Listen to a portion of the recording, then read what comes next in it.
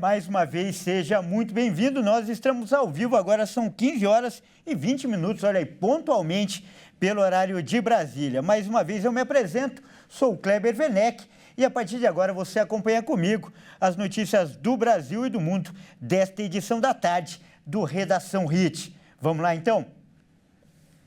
E olha só, o endividamento dos brasileiros se manteve estável em junho. Apesar disso, cerca de 20% das pessoas ainda possuem mais da metade do salário comprometido com dívidas. A Confederação Nacional do Comércio de Bens, Serviços e Turismo revelou que em junho 78,8% dos brasileiros estavam endividados. O número que se manteve estável em relação ao mês de maio após 3 meses de alta. O levantamento aponta a estabilização da demanda por crédito pelas famílias, o que demonstra mais cautela para não acumular dívidas. A pesquisa também mostrou uma redução de 0,6 ponto percentual entre as famílias brasileiras que se consideram muito endividadas, que chegou a 17,2%.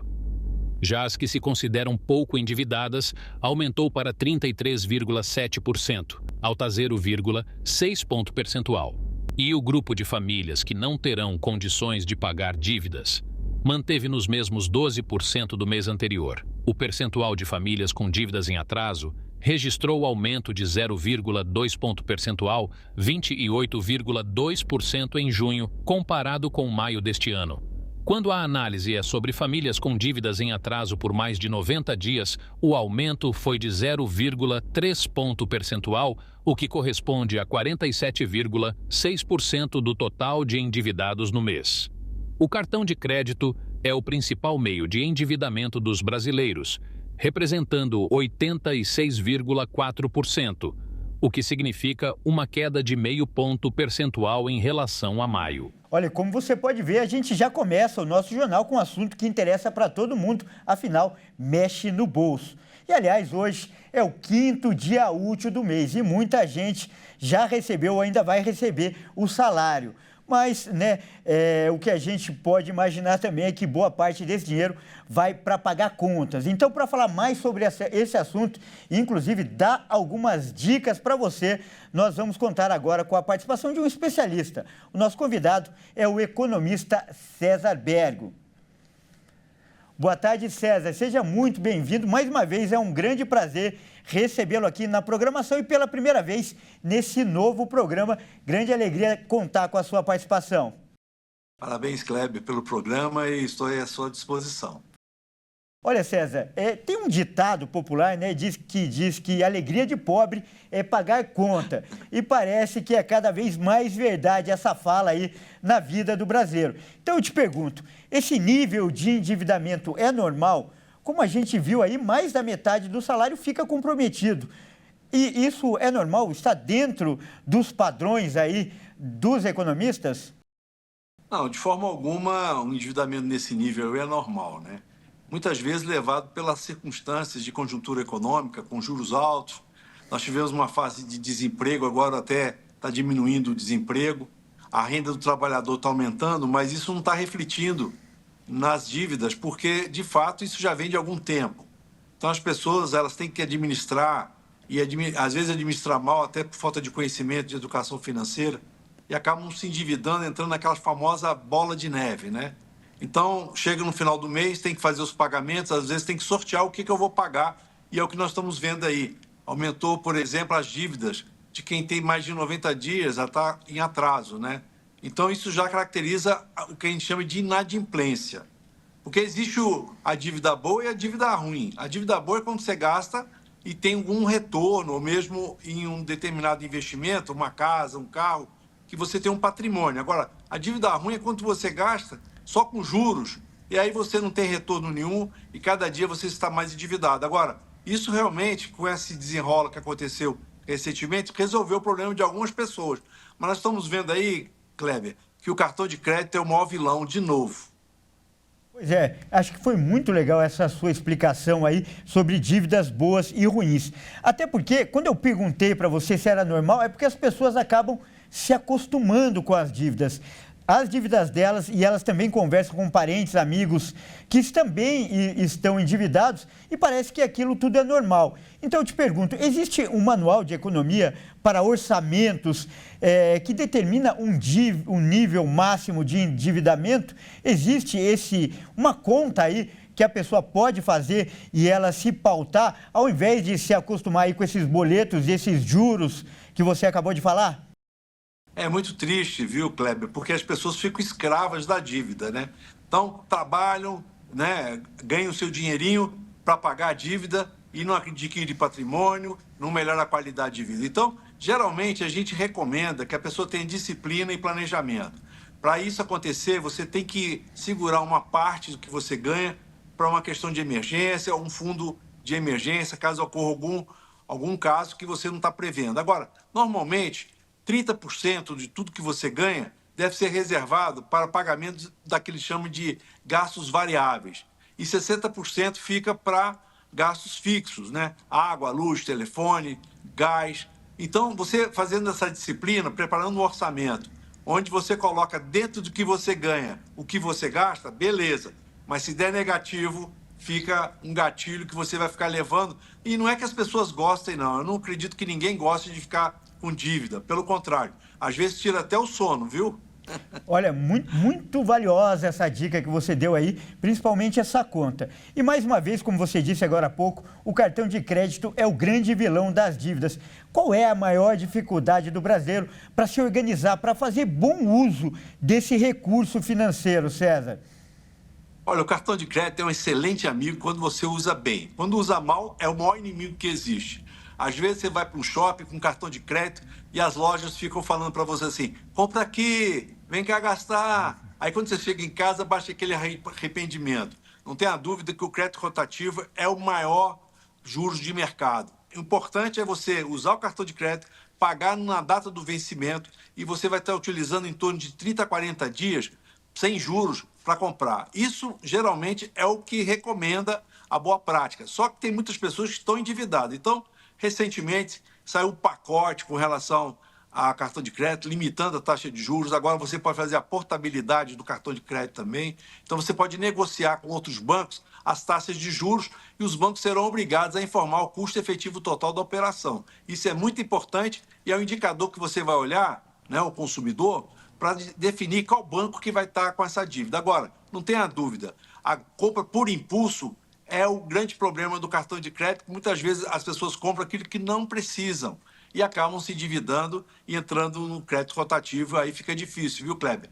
E trocar também a dívida do cartão de crédito por uma dívida mais barata. Por exemplo, as pessoas têm um crédito consignado ou um crédito pessoal que tem um juros menor. Então você pode trocar e reduzir esse endividamento. Ou seja, usar bem o cartão de crédito vai ser um grande aliado, mas usando mal vai criar problema. Legal, César. Olha, essa dica aí foi importantíssima. Eu tenho certeza que tem muito marido que está assistindo, puxando a orelha da esposa e vice-versa. Uma esposa também puxando a orelha do marido. E por essa importância, eu vou pedir para você agora aguardar um pouquinho e a gente já volta a falar sobre dívidas, que, como eu disse, interessa para todo mundo, porque agora nós vamos mudar de assunto até daqui a pouco, César. Olha só, agora a gente vai falar de uma notícia que chocou aí amanhã, hoje, né, o país todo. Isso porque pelo menos 10 pessoas morreram em um grave acidente com um ônibus em Itapetininga, isso no interior de São Paulo. Um menino, olha só, de 2 anos, perdeu 8 parentes, incluindo a mãe dele. O acidente aconteceu nesta madrugada, na rodovia Francisco da Silva Pontes, em Itapetininga, localizado a 390 quilômetros da capital paulista. O ônibus da empresa Onix Turismo colidiu com um pilar de sustentação. O motorista não se feriu. Ele, que trabalha na empresa há mais de 20 anos, relatou que o ônibus apresentou um problema mecânico que travou a direção e que perdeu o controle do veículo. Além do motorista, estavam a bordo 51 passageiros.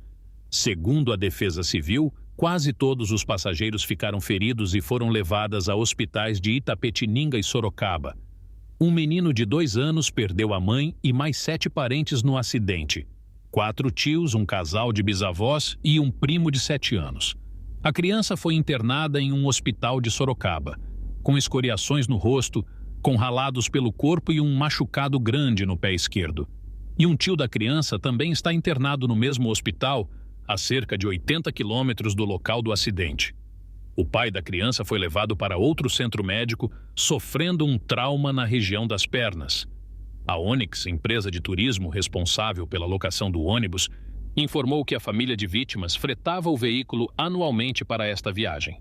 A maioria dos ocupantes do ônibus moravam no bairro de Palmeirinha, que fica nos limites de Itapeva.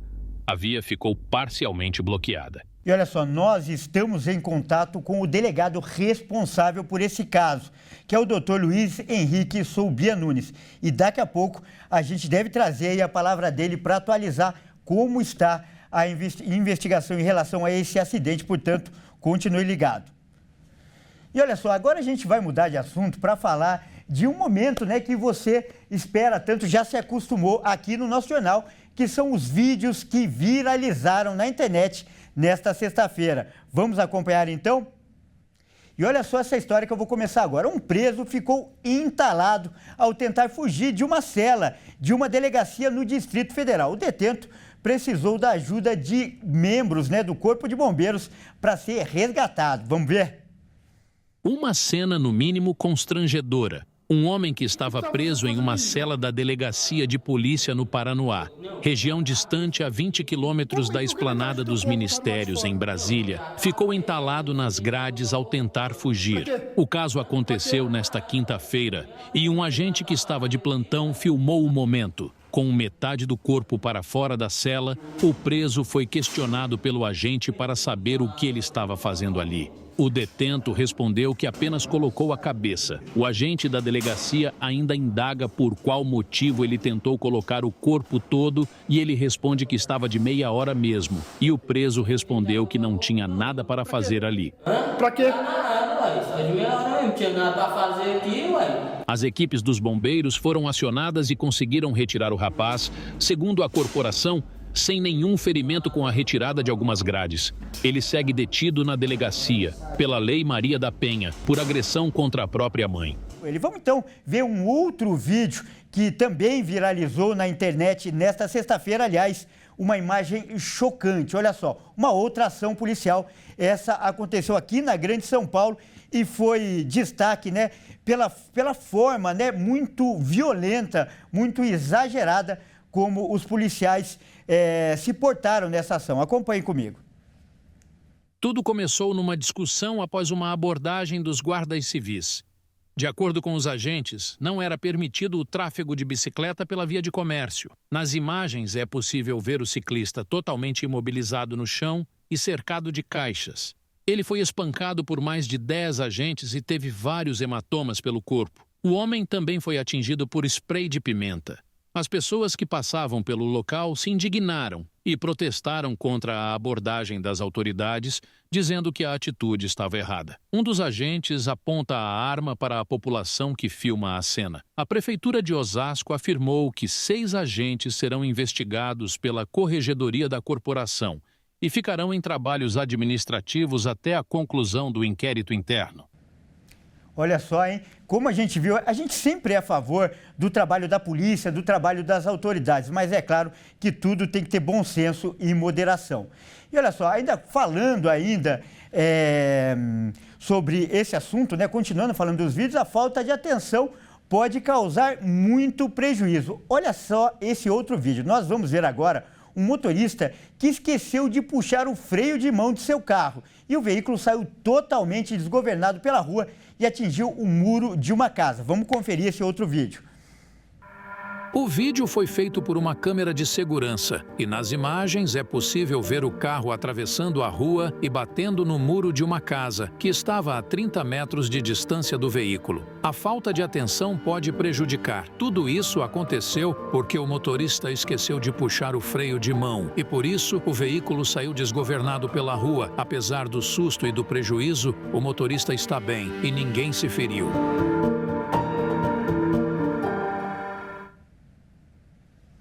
Pois é, né? Olha só, todo cuidado é pouco, né? E no Rio de Janeiro, nós vamos agora falar do Pantanal, né? Vamos mudar de assunto agora, a gente viu os vídeos, vamos falar do Pantanal no Mato Grosso do Sul. Isso porque Há mais de um mês, os bombeiros lutam para combater os incêndios que atingem o Pantanal. Olha só, já são mais de 566 mil hectares queimados. E para combater esse problema aí, as autoridades têm aplicado multas. E daqui a pouco a gente vai falar, então, direto lá do Pantanal, porque a nossa repórter que está lá, a Fabiane Dorta, vai trazer informações atualizadas desse assunto. Vamos voltar então a falar sobre o caso do ônibus, que, como eu disse, chocou o país nessa manhã. Só para lembrar, né, foram 10 pessoas que morreram nesse grave acidente e uma criança, essa foi a de partir o coração, uma criança perdeu 8 parentes, 8 membros da família, sendo a mãe dessa criança uma dessas vítimas. Então vamos tentar agora falar de novo com o delegado, o doutor Luiz Henrique Soubia Nunes. Doutor, o senhor consegue me ouvir agora? Agora consigo manter contato com você, Kleber. Como vai? Doutor, primeiro, boa tarde. Eu quero agradecer muitíssimo a sua gentileza. Sei que hoje deve estar sendo um dia muito difícil e, mesmo assim, conseguiu nos atender para falar para os nossos telespectadores. Como eu disse, esse caso chocou todo o país. Então, primeiro eu pergunto, o que se sabe até agora sobre esse acidente, por favor? Realmente, Kleber, é um dia muito difícil, mas pelo sentimento de luto que a cidade de Itapetininga está vivendo, do que, sabe, é um momento muito difícil, onde nós podemos, inclusive, sentir a dor dessas famílias. Não somos parentes, mas durante todo o dia de hoje nós estivemos aí envoltos com este luto, com esta dor. Então, realmente, um dia muito triste, muito difícil. Kleber, sobre as atualizações do caso, foi realizado um registro de boletim de ocorrência junto ao 2º Distrito Policial de Itapetininga. Dr. Aguinaldo Nogueira Ramos é o delegado que está, então, responsável por essas investigações daqui para frente. 42 pessoas foram atendidas no hospital aqui de Itapetininga, algumas em estado grave, outras em estado um pouco mais leve, outras em estados mais estáveis, né? E, infelizmente, 10 pessoas aí vieram a óbito. O que a gente sabe até o momento é que algumas dessas pessoas eram aparentadas, uma família que possivelmente estava sentando junta no ônibus, né? E uma criança, inclusive, dentre os mortos. Estes mortos foram encaminhados para a perícia na cidade de Sorocaba. O IML de Itapetininga não tem estrutura para 10 análises, né, 10 necrópsias ao mesmo tempo. Então, a cidade de Sorocaba está sendo aí uma parceira e nos auxiliando neste momento. E nós estamos agora, então, no aguardo da possibilidade de oitiva do motorista, ele ainda não foi liberado pelo hospital, bem como o inquérito policial já está instaurado e aguardamos aí os próximos passos. Vítimas foram identificadas, os parentes já foram comunicados, até para a gente prestar, né, um serviço de utilidade pública. Pode ser que alguém que não foi identificado pode até assistir o senhor agora. Nós estamos com a seguinte situação em relação aos mortos, Kleber. Nós temos 5 nomes identificados e 5 nomes ainda não identificados. Certo? Então, para as pessoas que estão assistindo e eventualmente estão desconfiadas que um parente esteja em meio a estes mortos, nós estamos recomendando que se dirijam ao IML de Sorocaba. É um local de fácil localização no bairro do Campolim, para quem conhece Sorocaba, e lá realizem, então, o procedimento de reconhecimento, certo? O que nós temos até agora são 5 nomes identificados entre os mortos. Correto. E outra questão importante, ali é um local perigoso, há um histórico de ocorrências, de acidentes ali naquele local onde houve essa tragédia com o ônibus? Olha, esta é uma rodovia, para quem não conhece a região, é uma continuação da Raposo Tavares. A Raposo Tavares, ela sofre uma curva aqui em Itapetininga e segue para uma outra via para a cidade de Angatuba. E esta via é uma continuação natural da Raposo Tavares, no entanto, ela muda de nome. E é a via que vai ligar a região de Itapetininga ao norte do Paraná. Ali Itararé, que é a última cidade do estado de São Paulo, e depois já começa então o norte do Paraná. Nós conseguimos bater na cidade de Curitiba, seguindo nessa rodovia. Ela é uma rodovia sinalizada e duplicada. Não existe aqui em Itapetininga um histórico de acidentes neste local, não. Ver um lugar seguro, sinalizado e duplicado. Então, há algum indício de problema mecânico ou até imperícia do motorista? Já dá para apurar? Já tem algum sinal, alguma pista em relação a isso? Todas estas pistas sobre estas questões, se foi uma imprudência do motorista ou se realmente o ônibus passou por um infortúnio mecânico, só poderei responder após a vinda dos laudos. Tudo bem? Então, os laudos já foram realizados. O ônibus está apreendido porque o Instituto de Criminalística solicitou uma análise minuciosa, o que não pode ser feito ali no local, certo? Então, ele já está apreendido, levado aí ao pátio de apreensões, certo? Aonde a equipe do Instituto de Criminalística também da cidade de Sorocaba, que está prestando apoio ao Instituto de Criminalística de Itapetininga, irá então acompanhar esta perícia para tentar identificar algum infortúnio mecânico nesta situação. E a possibilidade de uma falha humana, vamos colocar dessa maneira, somente após a oitiva do motorista. O motorista ele se encontra internado também, ele é uma das vítimas, obviamente não fatal, mas ele está internado, ele teve uma fratura no pé, até o presente momento ainda não foi liberado, e nós precisamos também ter certeza que ele tem condições de prestar depoimento hoje. Se houver essa condição dele prestar depoimento, ele será ouvido hoje. Se não houver essa condição, se ele estiver num estado aí psicológico muito maltratado, possivelmente pelo dia seguinte. Queria colocar também que o motorista realizou exames, tá? Ele fez exame com aparelho etilômetro, foi aprovado neste exame, logo após o acidente ele fez esse exame, o que já é de praxe da Polícia Militar, que atendia, né, o local. Não se reconheceu álcool no organismo deste motorista, tudo bem? Bem como ele forneceu de livre vontade uma amostra sanguínea para verificação de outras substâncias em seu organismo. Olha, por essas respostas a gente já pode perceber a responsabilidade do delegado. Ele não quis antecipar nada, está fazendo a coisa da forma mais técnica possível, esperando os laudos e os depoimentos. Então, doutor, primeiro eu agradeço a sua participação, elogio a sua postura, percebi em relação, inclusive, o seu lado humano. Você, junto com a cidade, ficaram impactados, claro, chocados e tristes com essa tragédia. Para finalizar, em relação à documentação do ônibus, também está tudo ok? O ônibus era regular, tinha alvará, licença para fazer esse tipo de transporte? Ao que tudo indica, sim. No entanto, nós estamos aguardando ainda a documentação que será juntada ao inquérito policial. Tá certo, então. Doutor, mais uma vez eu agradeço a sua participação, vou liberá-lo aí para você fazer esse trabalho tão bem feito e torcemos aí para que esse caso seja elucidado o mais rápido possível. Muito obrigado pela sua participação. Imagina, foi um prazer enorme participar deste programa aqui com você, Kleber. Grande abraço. Bom, é isso aí, nós acabamos de conversar aí com o delegado Luiz Henrique Soubia Nunes e ele que aí deu detalhes importantes sobre esse caso. E olha só, a gente continua falando de polícia agora para falar de uma outra ação policial, só que agora no Rio de Janeiro. Nós vamos mostrar agora um caso que também causou bastante polêmica nesta sexta-feira. Isso porque 2 policiais militares, olha só, eles são acusados de racismo por apontar uma arma durante uma abordagem contra 2 jovens. E esses 2 jovens são filhos de diplomatas. Acompanhe. Olá, Kleber. Boa tarde para você e para todo mundo que acompanha a nossa edição. Olha, o Rio de Janeiro ficou mais uma vez abismado com a situação e a ação da Polícia Militar com uma suspeita de preconceito e racismo.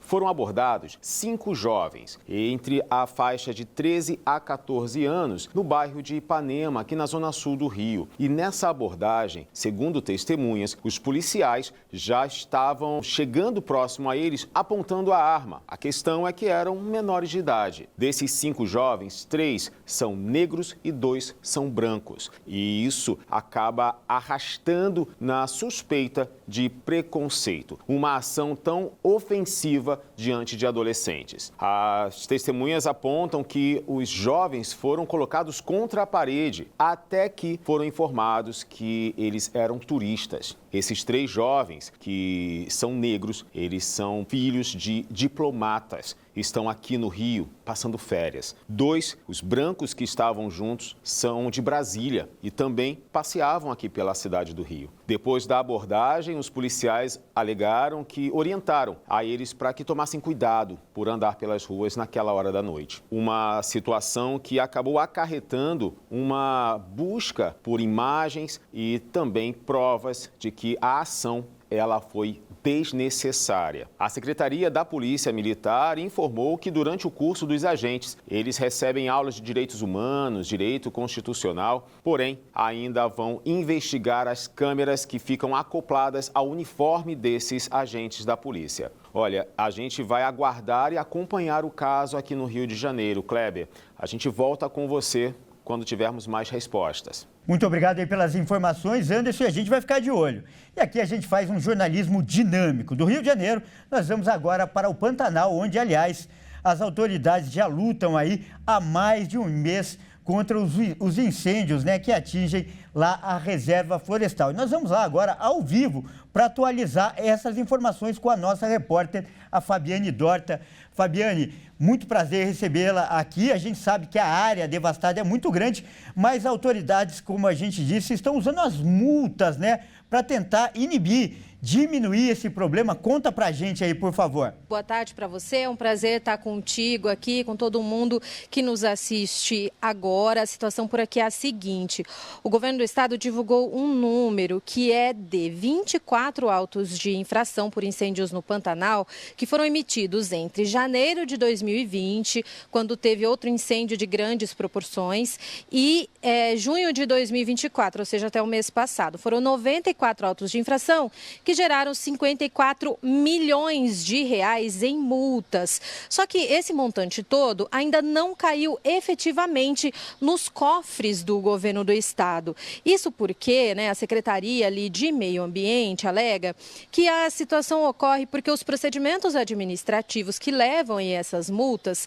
eles têm todo um trâmite que acaba sendo demorado. Precisa identificar primeiro onde começaram os focos, quem é o proprietário da área, se foi algo natural, um fator natural que levou a esses focos, ou se foi intencional, para então fazer a responsabilização. De acordo com a secretaria ainda, né, se esse valor for pago agora ou aí mais para frente nos próximos meses, todo esse valor vai ser destinado ao IMASU, que é o Instituto de Meio Ambiente aqui de Mato Grosso do Sul, que por sua vez deve aplicar os recursos para a prevenção e combate aos incêndios ali no bioma. Vale lembrar que existe uma outra frente de investigações, né? O Ministério Público Estadual, por exemplo, abriu 11 inquéritos, né, para fazer investigações. Também apura ali a situação de 12 fazendeiros que são proprietários ali das terras onde os focos começaram. Ainda não foram apontados, né, os motivos que levaram a esses incêndios, por isso ainda não se sabe se foi intencional ou natural, e se for comprovada que houve algum tipo de ação humana ali, negligência, algo assim, essas pessoas podem ser responsabilizadas por crime ambiental. Lembrando que 5% do bioma já está em chamas, né? Esses quase 600 mil hectares, só aqui no Mato Grosso do Sul, corresponde a esse montante aqui no estado. São 2.900 quase focos de calor nesse momento lá no Pantanal. O que são esses focos de calor? Cada incêndio que a gente vê, né, são centenas de focos de calor. Então, não é que cada um é um incêndio, né? São vários focos que geram esse incêndio. Para você ter uma ideia, no ano passado, nesse mesmo período, foram 100. E lá em 2020, quando teve esse outro incêndio de grandes proporções, isso era 45% a menos. Ou seja, é muita diferença, mesmo quando o Pantanal estava queimando bastante bastante também. Agora eu volto com você aí no estúdio, Kleber. Legal, Fabiane. Olha, suas informações muito precisas. O Pantanal é um patrimônio do país. Todo mundo gosta e se preocupa com o Pantanal. Então, uma das perguntas que eu faço é em relação ao turismo. O Pantanal, por exemplo, é um destino de pesca. Muita gente aqui mesmo de São Paulo, que eu conheço, vai para o Pantanal pescar. Essa situação, de alguma forma, você tem informação se tem afetado o turismo? Então, o nível dos rios ainda continua muito baixo, né, Kleber? Eles estão, se não me falha a memória agora, são 60% abaixo do nível que deveria estar. A gente tem mortandade de peixes lá no Pantanal. Então, assim, não é um momento aí de ir para a pescaria. É melhor aguardar aí esse período, passar essas queimadas, até o acesso a toda a região ali, né? A BR-262, que dá acesso à região pantaneira. Também tem focos de incêndio ali naquela região ao redor, o que é uma preocupação, né? Hoje nós temos ali 11 aeronaves, entre aeronaves militares e também ali do governo, né? De outros voluntários colaborando com água, e muitas dessas aeronaves atuam ali em volta dessa rodovia, que é onde turistas acessam ali aquela região. Então, essa questão ainda é preocupante, né? Especialmente a questão da morte dos peixes, que também é apurada aí pelas instituições ambientais. Viu, Kleber?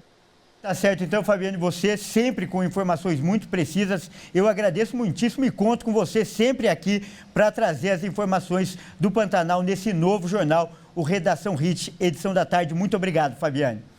Parei de ouvir. Tá certo, então, e olha só, vamos voltar a falar de economia, vamos voltar a falar com o César. Isso porque um estudo, né, mostrou também que essa proposta de reforma tributária pode, olha só, acabar afetando a tarifa de água e esgoto. Esses serviços que são tão essenciais não devem ter desconto e podem ficar mais caros para o consumidor. Então, um assunto importante para a gente falar com o nosso especialista. Oi, César, eu te chamo de novo aí, então, para comentar. E você estava falando de 30%, né, naquele cálculo de como organizar o orçamento, 30% para as contas básicas. E é claro que nessas contas também entram aí a água e o esgoto. Então, como explicar que esse serviço tão necessário fica de fora aí de uma tarifa diferenciada, de um imposto diferenciado nessa reforma tributária, César? Olha, na verdade, com relação ao saneamento básico e a questão à água também, o que a gente pode afirmar é que o Congresso ele está debruçado numa situação que privilegie as camadas mais pobres da população, sem implicar num aumento de alíquota no caso dos outros produtos.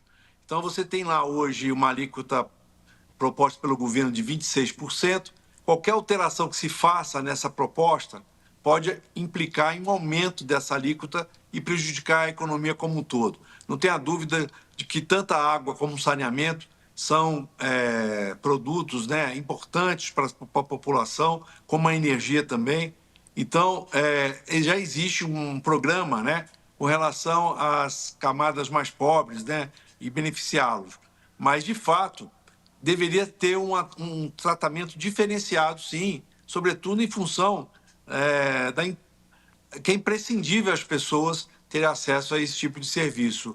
E não tenha dúvida que o preço elevado acaba comprometendo, como a gente está vendo, os orçamentos das famílias, Kleber. Olha só, César, e outro detalhe que me chamou a atenção nesse estudo aí que eu pesquisei é que também tem crescido o número de cidades que adotam a prestação de serviço particular para realizar esse serviço. E eu queria saber, se não me engano, o aumento foi de 203% no último ano do número de cidades que passaram a contar com serviço particular, serviço privado de água e esgoto. E o que isso impacta, primeiro, no preço do serviço para o consumidor e também na qualidade, César? Olha, no tocante à qualidade, pode haver até uma melhora, mas o preço aumenta sim. Porque muitos desses municípios, eles não querem mais ter os gastos e investimentos necessários para você manter uma rede de saneamento e uma rede de água. Então, a tendência é privatizar. E nos casos, nós temos casos que são privatizados e outros ainda não, né? Estão em processo, inclusive, de privatização. Na verdade, o que acontece é que a qualidade ela melhora porque o investimento aumenta, mas infelizmente você colocou um ponto muito importante, né?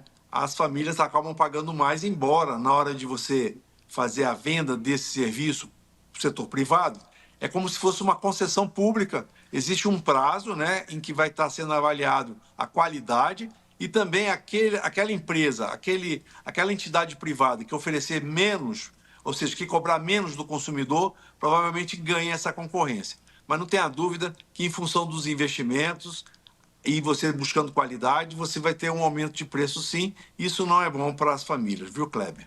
Legal, César. Eu agradeço muitíssimo a sua participação. A gente começou o jornal com você e está acabando, sinal de que o assunto e a sua participação são muito importantes. A gente falou sobre o endividamento do brasileiro. Aliás, aqui em São Paulo, nós estamos na véspera de um feriado prolongado, que vai do sábado até terça-feira. E olha, é bom tomar cuidado, né, César? Porque feriado é uma oportunidade de aumentar o endividamento, né, César? Não tenha dúvida, Kleber. Eu desejo muito sucesso nesse programa seu, né? E se for falar de economia, a gente vai até meia-noite. Não tenha dúvida que assunto não falta. E um grande abraço e muita prudência nesse feriado aí, hein, gente? Senão a gente vai entrar naquela estatística lá dos endividados. Um abraço. Tá certo, então. Mais uma vez, muito obrigado, César. Nada, um abraço, Kleber. E olha só. A partir de amanhã começa mais um feriado, como eu acabei de falar aí, e muita gente já está pegando a estrada, não é mesmo? A estimativa, olha só, é de que quase 3 milhões de veículos vão deixar a cidade, o feriado aqui em São Paulo, com destino às principais rodovias. Vamos ver agora, então, imagens de uma dessas rodovias. Olha aí, essa aí é a rodovia Castelo Branco, que liga a cidade de São Paulo ao interior do estado. E nesse ponto aí que a gente está vendo, esse ponto é a saída da capital paulista. A gente pode ver pelas placas aí que é porque esse local dá acesso para as principais rodovias de São Paulo. E o movimento, por enquanto, é tranquilo e deve aumentar só a partir das 18 horas, quando acaba o expediente de trabalho, né?